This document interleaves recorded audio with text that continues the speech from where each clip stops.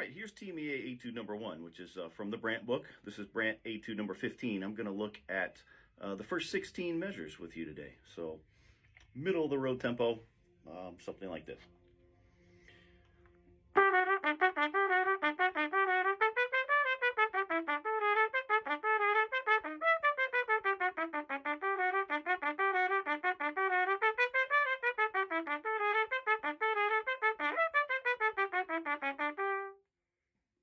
Okay, that's too fast right now.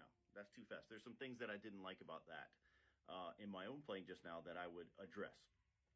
But what I would suggest for you is to kind of really dissect things here. We're starting with the key, right? Starting with A major. So I'd play a lot of A major scales, a lot of A major arpeggios, just to kind of get familiar with that language, the language of A major. You got a lot of the weird, kind of awkward fingerings in there. So the Clark second study.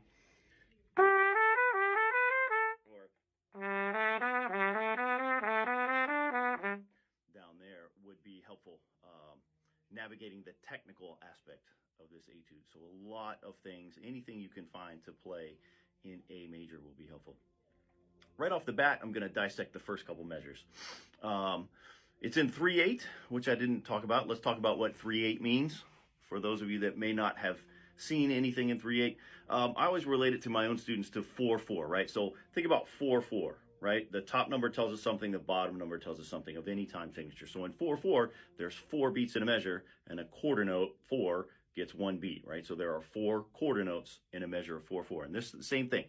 3, there's going to be 3 beats in a measure, and the 8 means an eighth note gets 1 beat. So one measure is made up of 3/8 notes, right? So we have 16ths all the way through. So we're going, whether you count 1N, 2N, 3N, or 1 te, 2 te, 3 te, that's what makes up a complete measure. That being said, please don't get married to the idea of the measures having anything at all to do with the phrasing. The phrasing and sentence structure has nothing to do with the bar lines, the measures.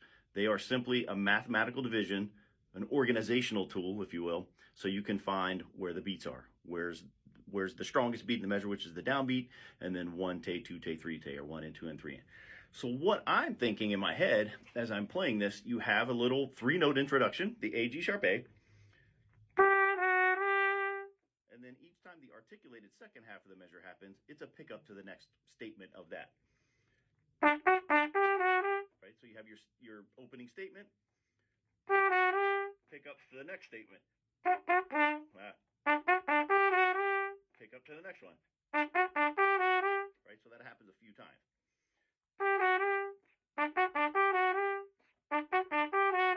And then pick up again to a little bit longer of a sentence, right? So that the articulated things really belong to what's coming up in the next measure, right? Don't phrase it. New thing. It flows right into the next sentence, like you were going to read a sentence out loud.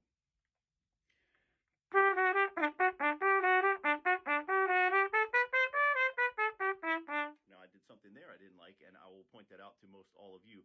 At the end of the slur, the third note of the slur, please don't kind of choke off that air. Go. And I heard myself do that just a little bit.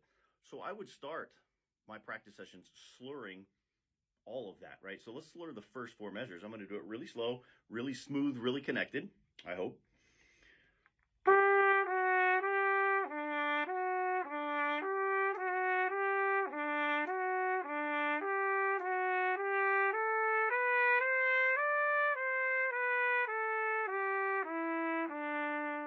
Now, why am I doing that? Because I can't play it that fast? No, of course not.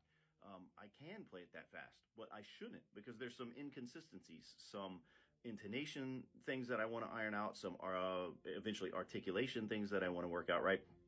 Another very helpful thing, and I'll do it for you now, is to put on a drone in these 4 measures. I'm going to put on a drone of a concert G, our A. Let me get to here. And I would slur those 4 measures again with that A, right? Making sure you're somewhat in the ballpark and going.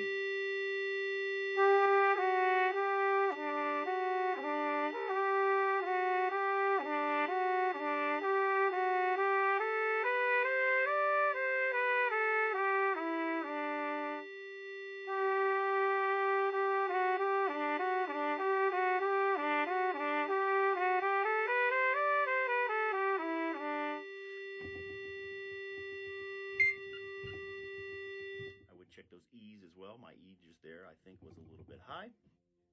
So you can really dissect it and get into why is that important? Not simply because of the intonation of it, which, yes, that's hugely important. But if you're not playing right in the center of the sound, you're going to chew up your face quicker. Your endurance will suffer, your sound will suffer, your articulation can even suffer. So getting right in the center of sound, which is different from the center of pitch, by the way, don't adjust here. You want to use some slides if you need to. You want to move your main tuning slide if you have to. Whatever you're doing here is going to eventually chew up your face, so you'll get tired quicker, right? So going on, this is now measure 5. We ended on the E. Now we have a different statement, which happens twice.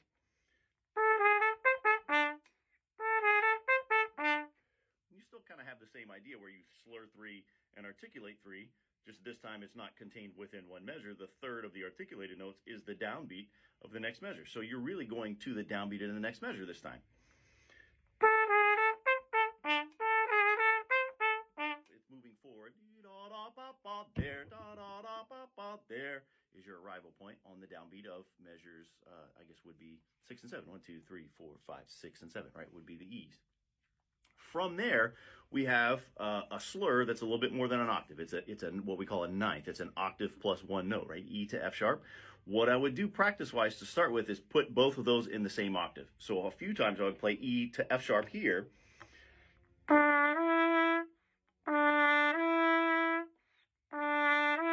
Making sure I was in the center of both of those. Then I would put it in the same octave, but in the upper octave, right?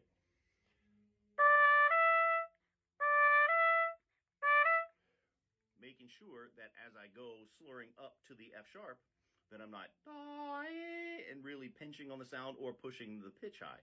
We can have a tendency to, the higher we play, the higher the pitch is going to rise, which is going to make the note sound squirrely. So making sure that you're staying right in the center of sound where it's going to ring, where it's going to resonate, and then separating it back out very slowly. We get some portamento in the middle. And ultimately, if you get a little bit of portamento in that slur, fine. A vocalist, if they were going to sing that, would probably have a little bit of stuff in their sound called portamento, right? We don't want to slur. We don't want the cleanliness of the slur to kind of help us stop the air, right? We don't want to stop the air, move it forward. Now, on the other hand, you don't want like a jazz band kind of, you can't have that kind of thing either, right? You don't want, that's not appropriate either, but if you get a little portamento in there, you get a little portamento in there. Make sure you're lifting your first finger quickly so you don't get too much of a smear, right? And how do we produce that ninth slur? How do we produce large interval slurs? The air has to travel faster. That's it, right? The air has to travel faster. There does not have to be more force to it. There does not have to be more quantity of air. It simply has to go faster. And my tongue, the syllable that I use there, will really be helpful.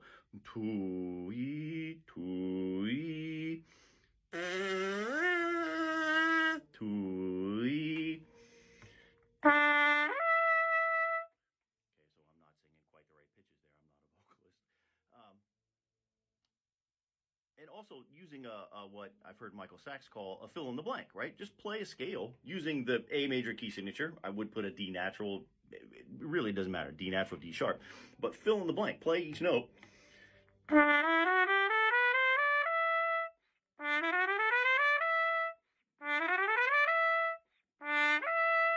that way you're getting used to what does the bottom note feel like, what does the top note feel like, and you're getting their forward direction with the air, right?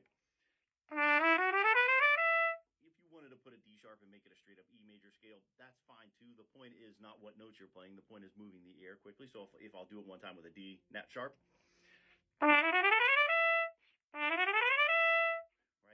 does not matter. I tend to use the key signature that the piece is in. You know, good chromatic would work too. Whatever you can do to get your air moving forward and practicing that over and over and over again. But that cleanliness of that slur will be important. Do not let yourself like try to force the air out. It's not more quantity and it's not more force. It seems like it should be. It's neither one of those. It's simply faster air, but it has to be done calmly, right?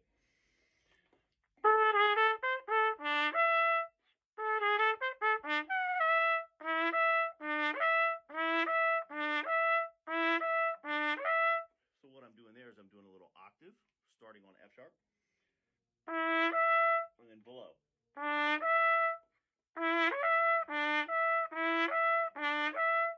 Invent little exercises for yourself where you can, whatever is going to be most helpful for you.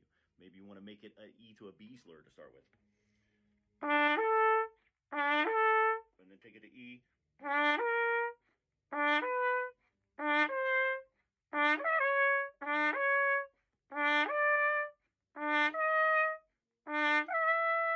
Even higher. Right? Little things like that that will be helpful in navigating that slur for you. Coming down from there, we're going straight down the scale.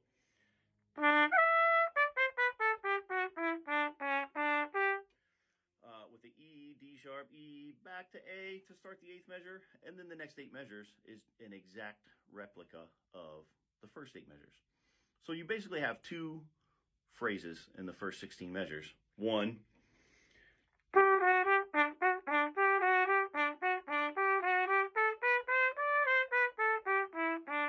right? That's sentence number 1. And then number 2.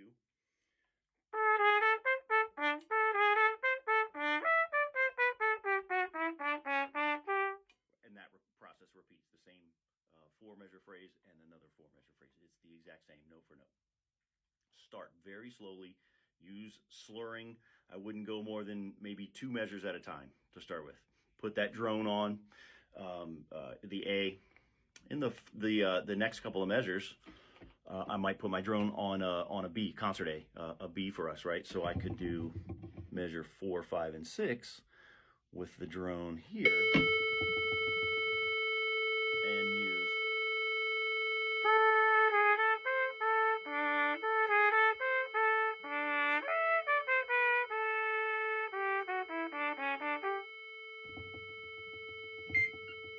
keep hitting my metronome. The point of that is making sure in the first 4 measures all of our A's, concert G's, are going to match, and then in the next 4 measures making sure all our B's, our concert A's, are going to match. That seems like tedious work, but it will be very, very helpful. Okay, if you have any questions, I don't want to make these too overly long, but if you do have any questions, please reach out to me and I'll try to get back to you as soon as I can. But practice slowly, making sure you understand what you're trying to say with the phrase structure. Please don't just go blindly at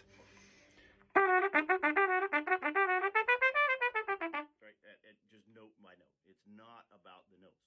Yes, you need to play the correct notes. Yes, you need to play the correct rhythms. No, that's not the goal. The goal is to communicate some kind of story, as I said in that first video, right? What is that story? That's totally up for you to decide. It can be anything you want it to be, but you need to tell a convincing story, have a convincing musical product, not just a collection of notes and rhythms. Yes, the notes and rhythms have to be in place before that musical product can happen. But once you get past what are the notes and rhythms and the fingerings and all the technical things, which there are many, you've got some tricky fingerings. As I said, the Clarks will help, the scales will help, arpeggios will help. Getting in that language of A major will help. But once you get comfortable with that language, then you need to turn that into some kind of form of communication, some kind of story, something with meaning, and not just repetitive words over and over, right? That's not how communication works. Good luck early on in this process. Let me know if you need some help.